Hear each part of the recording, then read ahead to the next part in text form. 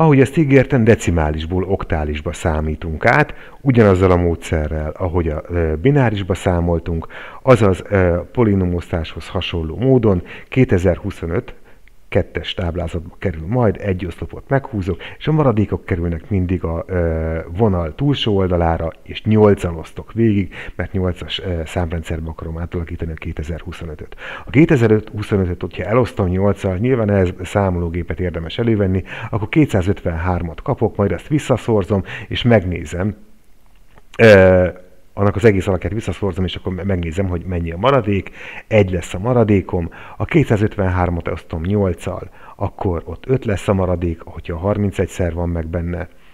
31-et osztom 8-al, hát ez már fejben is megy, ugye 3x8, 24, tehát 3-szor lesz meg benne, és a 24-hez, hogy 31 legyen, kell adni 7-et. 7 a maradék.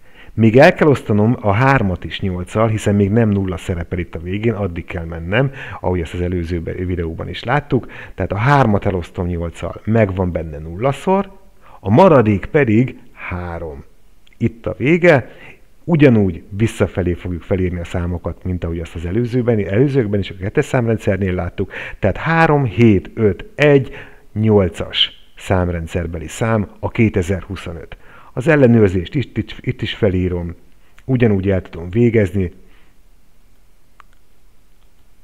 és hogyha kiszámolom, akkor kijön a 2025. Gyakorló feladatokat pedig most már kétfélét adok, a decimálisból alakítsunk át binárisba ezt a 4 számot, és decimálisból oktálisba alakítsuk át ezt a 4 számot. Köszönöm szépen a figyelmet!